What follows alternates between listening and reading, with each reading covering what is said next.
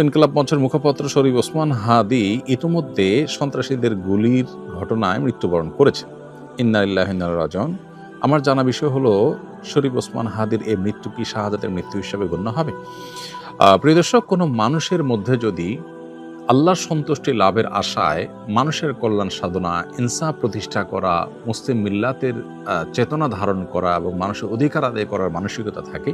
এবং সেটার জন্য তিনি যদি লড়ে যান, সংগ্রাম করে যান,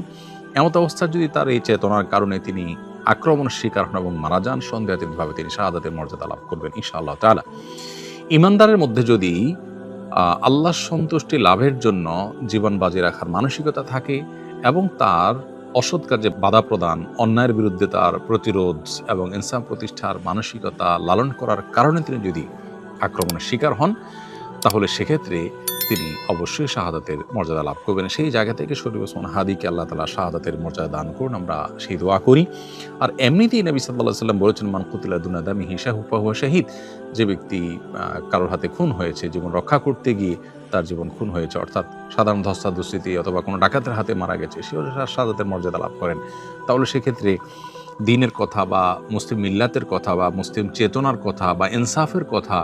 বা মানুষের অধিকারের কথা যদি কেউ বলতে যান মুসলিম হয়ে এবং আল্লাহর কাছ থেকে যদি বিনিময় আশা করেন, তাহলে তিনি অবশ্যই শাহাদাতের মর্যাদা লাভ করবেন।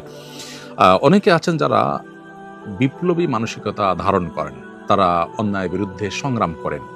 তাদের সে সংগ্রামকে আমরা অবশ্যই শ্রদ্ধা করব। কিন্তু তার মধ্যে যদি আল্লাহর প্রতি বিশ্বাস না থাকে, অথবা তিনি যদি এই সংগ্রামটা করেন তার মানবিক চেতনা থেকে শুধুমাত্র, এর জন্য তিনি আল্লাহর কাছ থেকে কোনো বিনিময় আশা করেন না, আল্লাহর সন্তুষ্টির লাভের আশায় করেন না, কোরআন হাদিসের নির্দেশনার কারণে করেন না, তাহলে সেক্ষেত্রে তার এই আত্মত্যাগটা শাহাদাত হিসাবে বিবেচিত হবে না। শাহাদাত বিষয়টা আসলে নিয়তের সাথে সংশ্লিষ্ট বিষয়। কেউ যদি আল্লাহর সন্তুষ্টির আশায় জীবন বাজি রাখেন, যা করেন তা আল্লাহকে খুশি করার জন্য করেন, তার জীবন মরণ আল্লাহর উদ্দেশ্যে যিনি উৎসর্গ করার জন্য প্রস্তুত থাকেন, তাহলে সেক্ষেত্রে তিনি শাহাদাতের মর্যাদা লাভ করেন। আমরা দোয়া করি শরীফ ওসমান হাদির সমস্ত ভুল ত্রুটি মাফ করে আল্লাহ তাআলা তাকে শাহাদাতের সর্বোচ্চ মাকাম দান করেন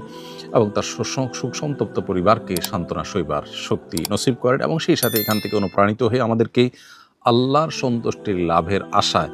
জীবন বাজি রাখার মানসিকতা আমাদেরকে ধারণ করার তৌফিক দান করুন। বস্তুবাদের এই পৃথিবীতে আমরা বেশিরভাগ মানুষ দুনিয়ার মোহে এতটা মোহাবিষ্ট হয়ে গেছি যে আমরা প্রত্যেকটা মানুষ শুধু বাঁচার জন্য সংগ্রাম করি এবং মরতেই যখন হবে তখন আল্লাহর রাহে আমি জীবন বাজি রেখে যেন মরতে পারি, আমি যেন অন্যায়ের বিরুদ্ধে কথা বলতে গিয়ে যেন আমার মৃত্যু হয়, আমার মৃত্যুটা যেন শাহাদাতের মৃত্যু হয়, আল্লাহর সন্তুষ্টি লাভের আশায় যেন আমি জীবন বাজি রাখতে পারি, সেই চিন্তা, সেই চেতনা আমাদের প্রত্যেকটা মানুষের মধ্যে থাকা দরকার, এজ এ ইমানদার মধ্যে থাকা দরকার। আল্লাহ রাব্বুল আলামিন শরীফ ওসমান হাদির ভালো গুণগুলো দিয়ে আমাদের তরুণ সমাজকে ভরে দিন এবং সেই তরুণ সমাজকে অন্যায়ের বিরুদ্ধে ইনসাফ প্রতিষ্ঠার জন্য, ন্যায় নিষ্ঠ হওয়ার জন্য এবং মুসলিম মিল্লাতের কল্যাণ সাধন করবার জন্য এবং আল্লাহর সন্তুষ্টির উদ্দেশ্যে মানবতার কল্যাণ সাধন করবার জন্য সবাইকে দুনিয়ার লোভ মোহের ঊর্ধ্বে উঠে আল্লাহর উদ্দেশ্যে নিজের জীবনকে উৎসর্গ করার এবং নজরানা পেশ করার তৌফিক আমাদেরকে দান করুন।